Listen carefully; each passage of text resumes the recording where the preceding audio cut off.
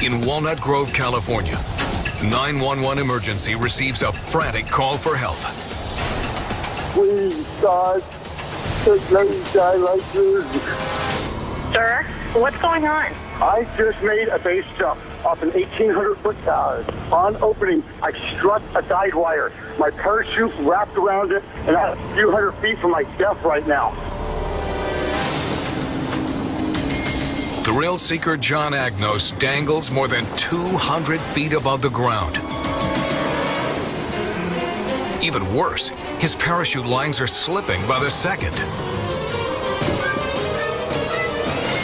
Oh, God, please hurry. If these lines get out, I'm dead. Sir, you're not going to die. You want me to stay on the phone with you? Please. Sacramento Fire and Rescue arrive on the scene.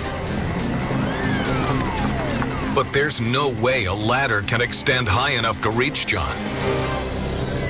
To save the base jumper's life, firefighter John Clark must undertake the most challenging and dangerous rescue of his career. I've never done any kind of rescue like this. We didn't train on anything like this. As far as I know, nothing like this has ever been done in this department. Clark will have to hurry. John is fading fast. Try and breathe. Oh, God. Hey, John, you gotta stop, honey. You're gonna hyperventilate. Just relax. They're trying to figure out how to help you, okay? Clark tethers himself to the guide wire and begins a slow and perilous ascent. It was actually really hard to see him because he's so high up that the spotlights were barely even really lighting him. Using all his strength, Clark pulls himself up the cable. It was hard as hell. I'm just inchworming my way up. The biggest I could get would be the distance of my arm. When I thought I was halfway, I wasn't even close. Finally, after more than 50 minutes of non-stop climbing, Clark reaches John, much to the base jumper's relief. Until I saw John Clark pull up, I felt helpless.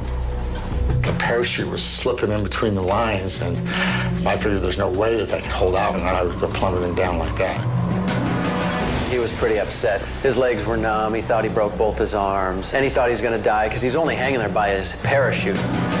Suspended from the guide wire by only a safety line, Clark carefully rigs a pulley system, John's only hope of survival.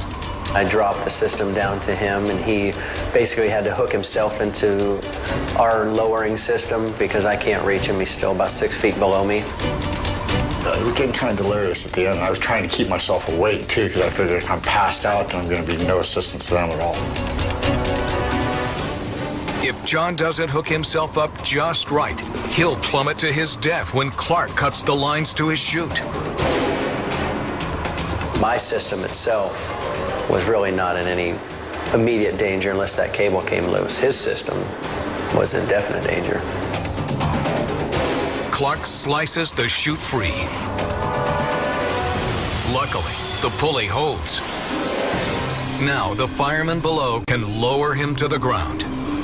He basically hooked me up to a pulley, and then the rope was run to the ground, and they belayed me down.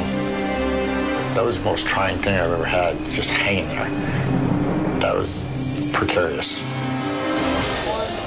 John is rushed away by paramedics, forever grateful to the man who went to extreme lengths to save his life. It was an amazing climb he made and did put his life at risk. And my eternal gratitude to the guy for putting his life on the line.